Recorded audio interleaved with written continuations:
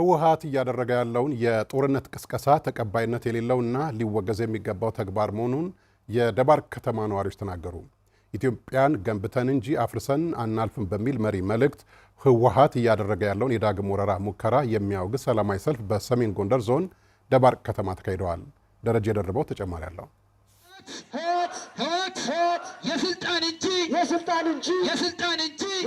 እንጂ የህዝብ ጥያቄ የለውም። ህወሓት ያደረገውን የዳግም ወረራ ሙከራ የሚያወግዝ ሰላማዊ ሰልፍ በሰሜን ጎንደር ዞን ደባርቅ ከተማ ተካሂዷል። በመርሃ ግብሩ መልእክት ያስተላለፉት የሰሜን ጎንደር ዞን ዋና አስተዳዳሪ ዲያቆን ሸጋውቤ ህወሓት ከትናንት የጥፋት ታሪኩ ሳይማር በአሁኑ ወቅት በአማራ ክልል በተለያዩ ቦታዎች ጥቃት ለማድረስ መሞከሩንም አንስተዋል። ጥር 18 2018 ዓመተ ምህረት ቡድኑ በጠለምት ወረዳ የውጊያ ሙከራ ያደረገ ቢሆንም በጀግናው የመከላከያ ሰራዊት በክልሉ የጸጥታ መዋቅርና በአካባቢው ማህበረሰብ ጥምረት የተቀናጀ እርምጃ ተወስዶበታል ብለዋል። ወያኔ በጠለምት ወረዳዎች በአራት ግንባር መደበኛ ጦርነት እንደከፈተ ለሁላችንም ግልጽ ነው።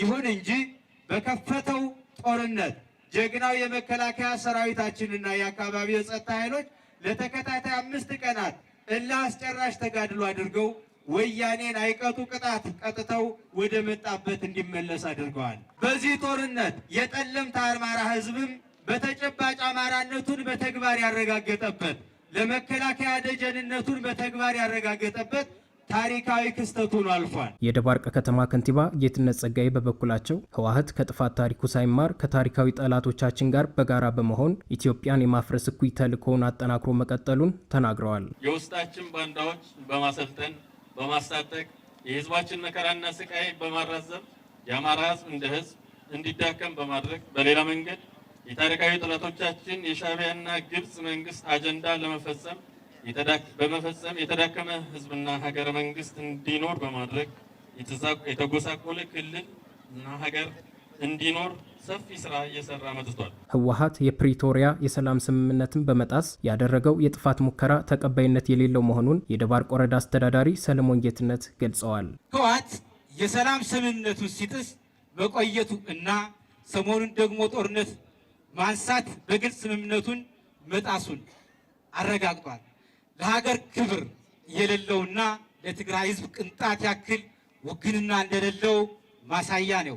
የሰልፉ ተሳታፊዎችም ህወሓት ትናንት በአማራ ህዝብና በሀገር መከላከያ ሰራዊት ላይ ያደረሰውን ግፍ ለመድገም የሚያደርገው ሙከራ እንደሚያወግዙ ተናግረዋል። ያው ዛሬ ሰልፉ የወጣንበት ምክንያት አጠቃላይ ህወሓት ድጋሚ ወረራ ሊፈጽም እየተንቀሳቀሰ በመሆኑ ይህን ጽንፈኛ እንደሆነና የማይጠቅም እንደሆነ ለራሱ ጥቅም ለስልጣን ጥምቻ እንደሆነና ለህዝብ እንደማይታገል ለስልጣን ብሎ እንደሚታገል ህዝቡ ግንዛቤ ይዞ ነው ሰልፉን አድምቆ ይወጣል።